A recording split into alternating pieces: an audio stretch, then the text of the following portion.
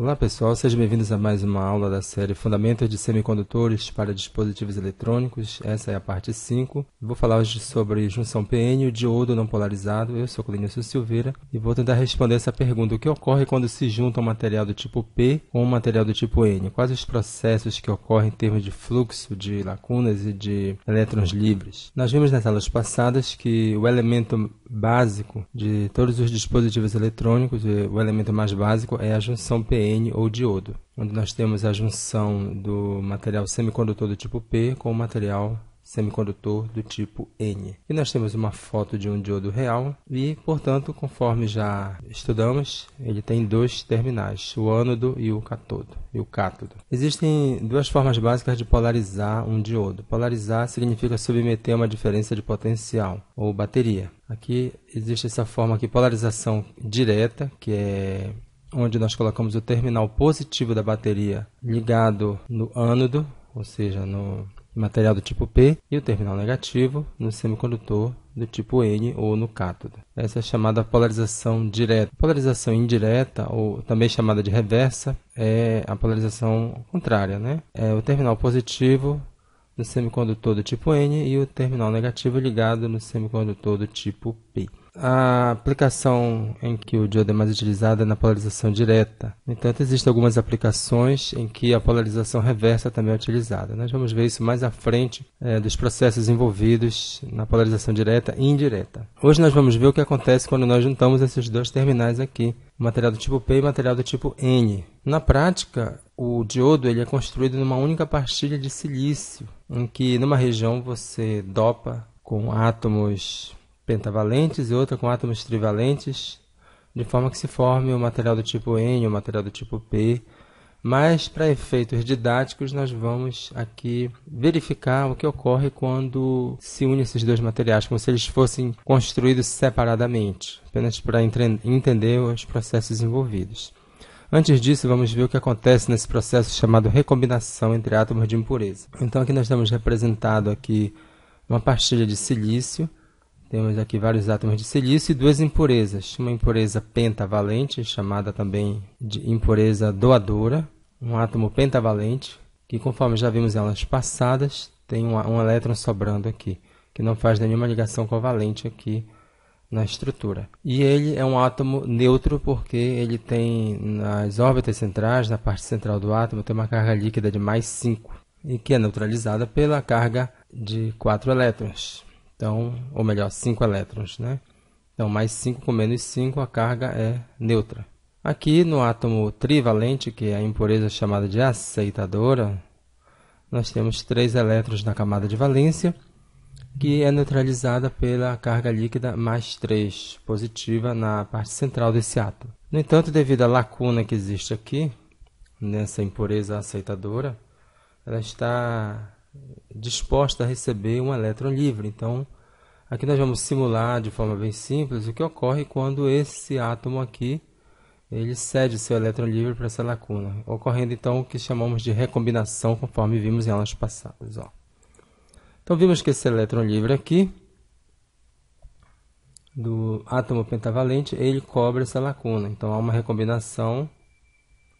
Portanto, há o desaparecimento do elétron livre e o desaparecimento da lacuna. Conforme vimos em aulas passadas, no processo de recombinação há o desaparecimento do par elétron livre e lacuna.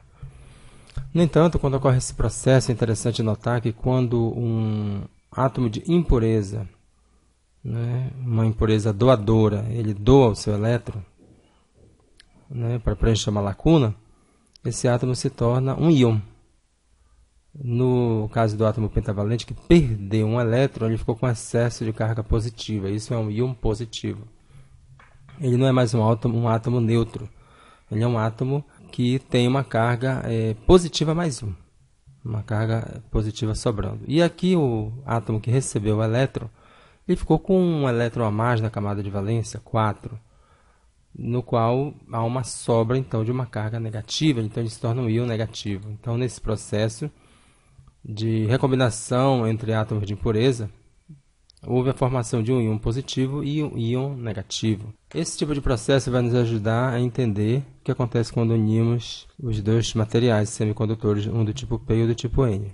Portanto, nós podemos representar esses átomos, né, esses íons, com sinal positivo para o íon positivo, e o íon negativo nós representamos pelo sinal negativo.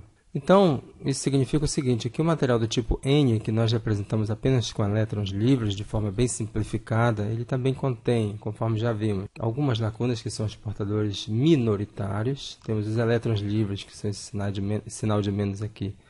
São os elétrons livres, são os portadores majoritários, e temos os íons, representados pelo sinal de mais no círculo. Íons positivos devido às impurezas doadoras, que doaram seus elétrons. E no material do tipo P, nós temos a representação mais completa, inclui as lacunas, que são os portadores majoritários, aqui esses sinais de mais aqui, os elétrons livres, alguns portadores minoritários, e íons negativos formados pelas impurezas aceitadoras, as impurezas que receberam elétrons livres na sua lacuna, né, no seu átomo de impureza aceitadora. Então, esse elétron a mais tornou o íon negativo.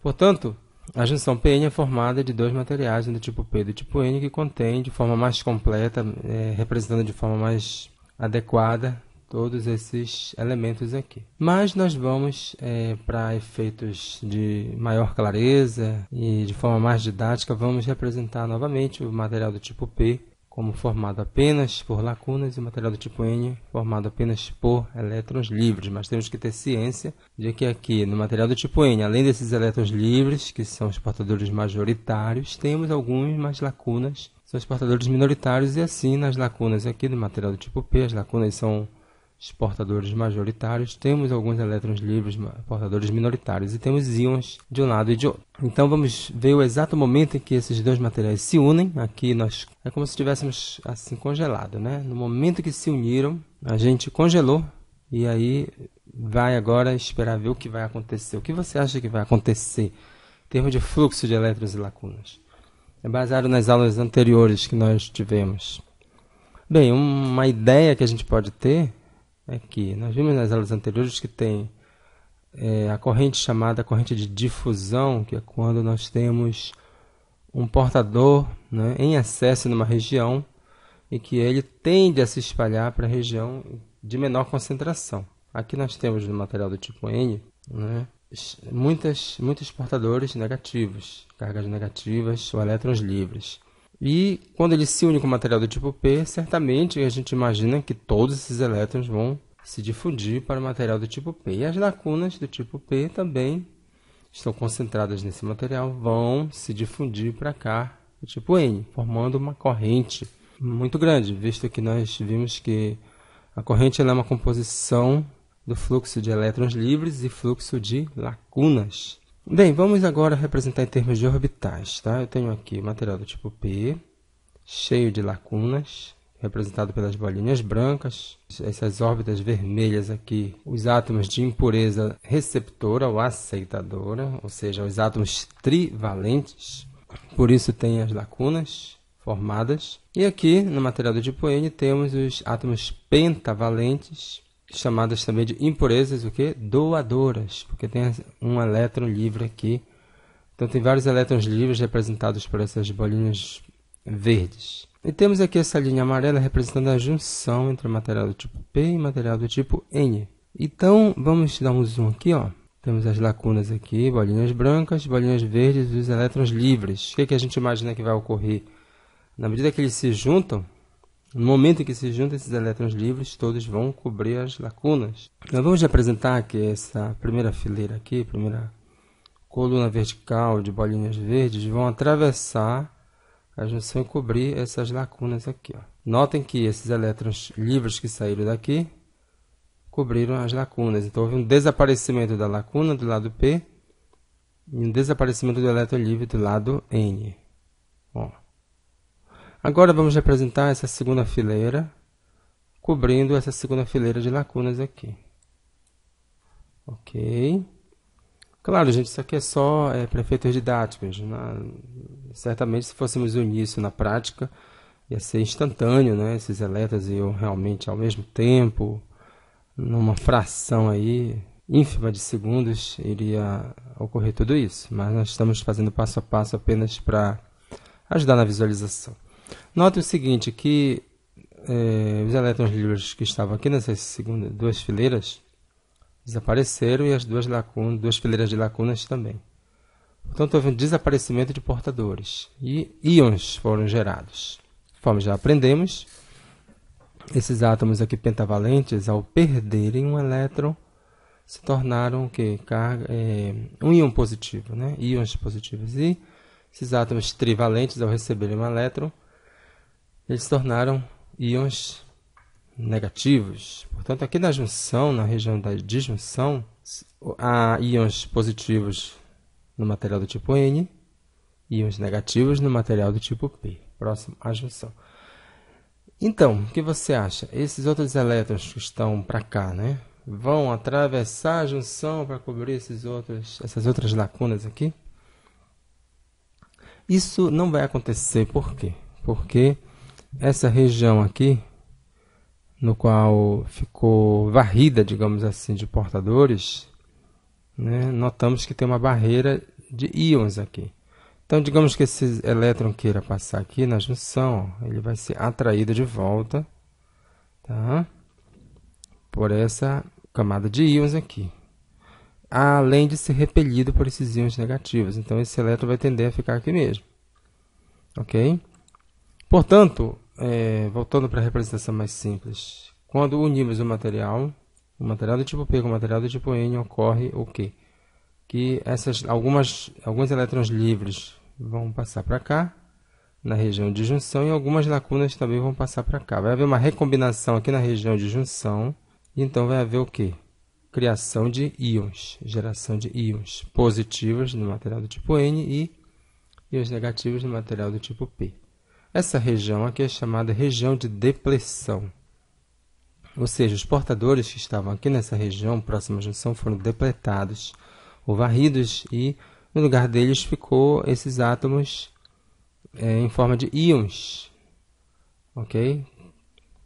Dessa forma, há o impedimento, tá, de novo fluxo de elétrons da direita para a esquerda e de lacunas da esquerda para a direita. Essa região de depressão é também chamada de barreira de potencial. Notem que aqui funciona como se fosse uma bateria interna, tá, no diodo, na junção aqui.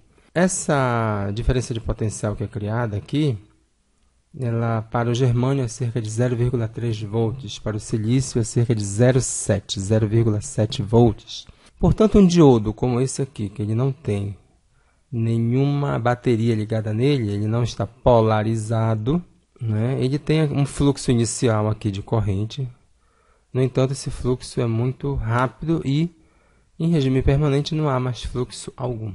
Então, você, se quiser fazer com que haja um fluxo de corrente, vai ter que colocar uma bateria e polarizar ela de forma direta. O que acontece quando eu faço isso? O que acontece quando eu submeto o diodo a uma polarização direta, em termos de fluxo de corrente? O que acontece com a região de depressão? E o que acontece quando eu polarizo de forma indireta? Este é assunto para uma próxima aula.